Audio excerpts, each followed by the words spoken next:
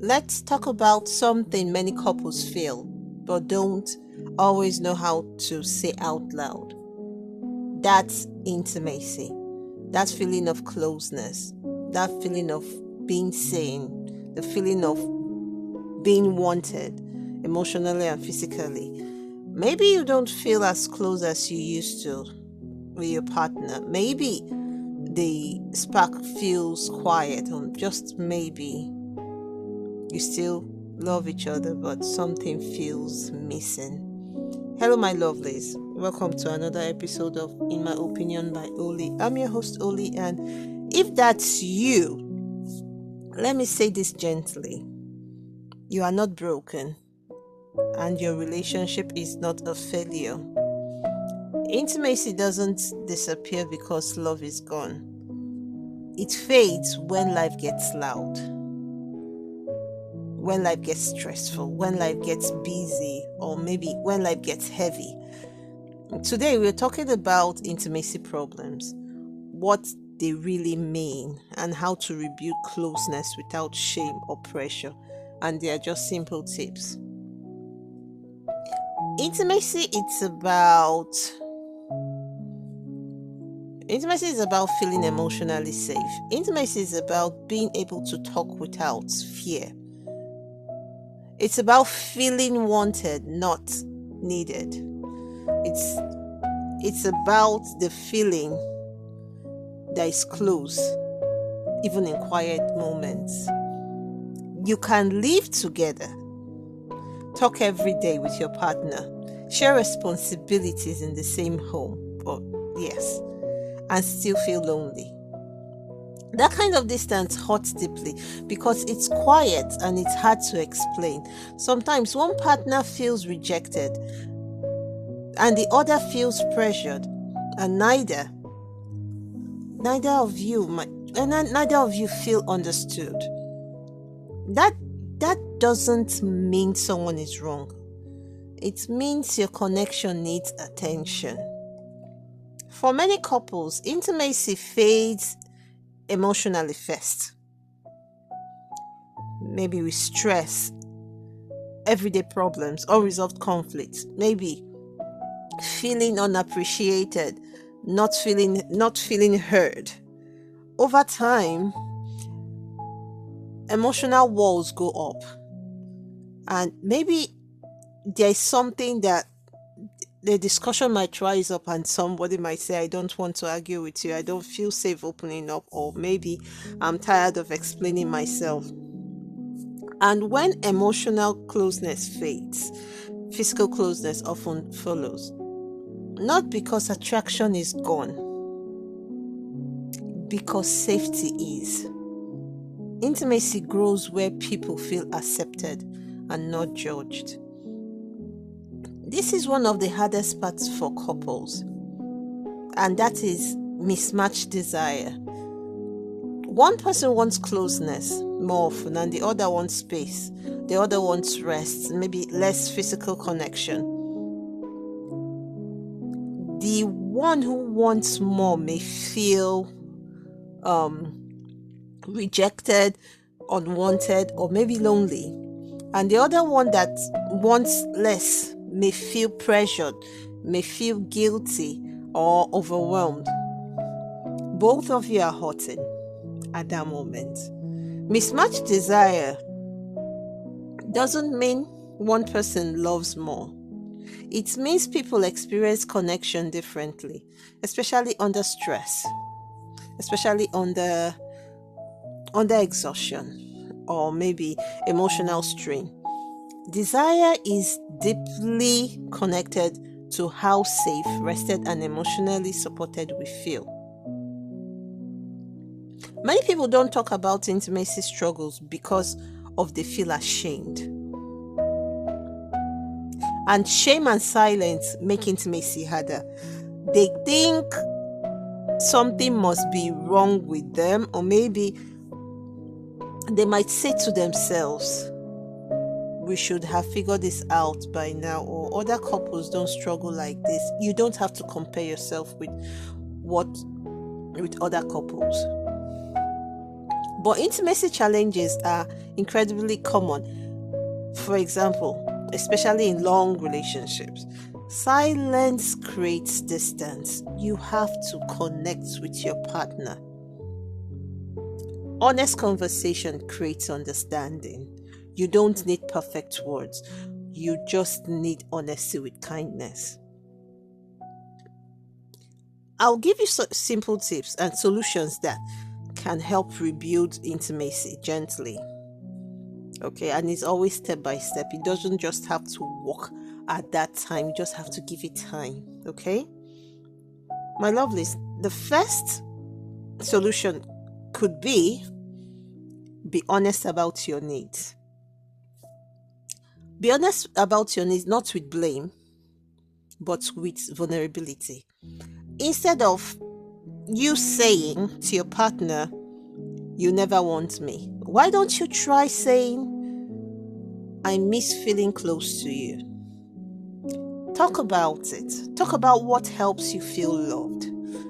Talk about what intimacy, what's intimate, what makes intimacy hard right now.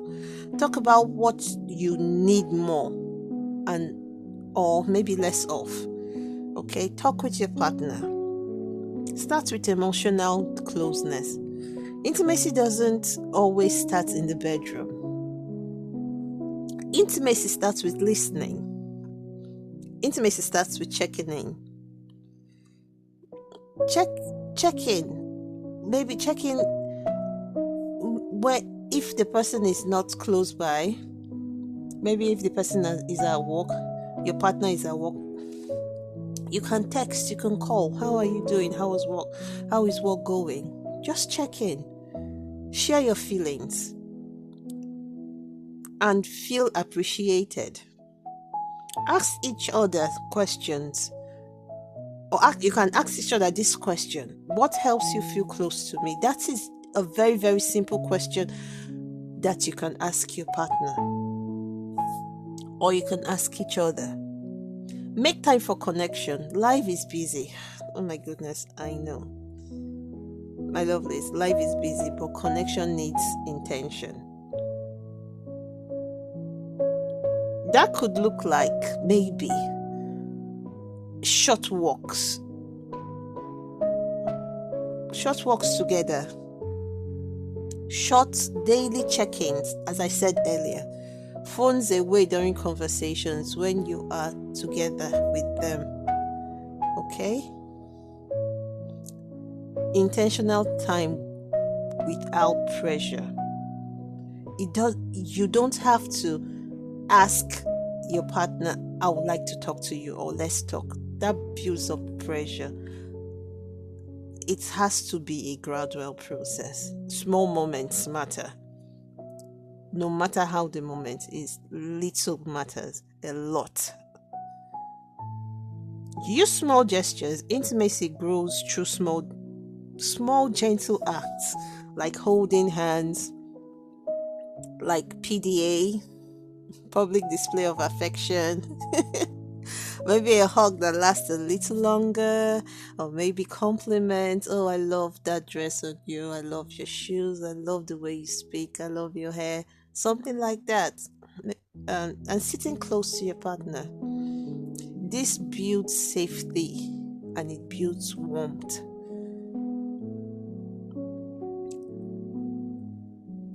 My lovelies, listen to this, and this is very, very important. Pressure kills desire. You don't need to pressure your partner. You don't need to be too upfront about questioning why the person is that way. Pressure kills desire. Intimacy should feel safe and not forced. Let closeness grow slowly, and that's okay. You have to be patient. Patience is key. Sometimes couples benefit from learning together, reading about intimacy, listening to relationship podcasts like this one, or maybe talking about what resonates with the both of you.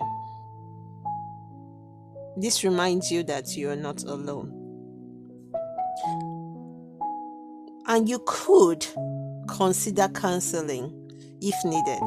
Sometimes outside supporting helps, maybe a therapist or a counselor.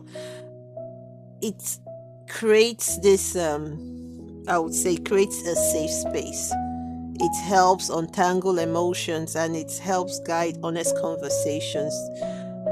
It helps you bring out what you has been in your thoughts for a very, very long time without you being drained, without you being pressured.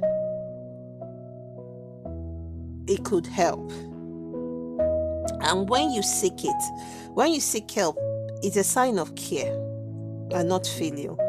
That is if you need it. And it helps us it reminds us that emotional well-being and connection matter, and the support is okay when you seek it. My lovelies,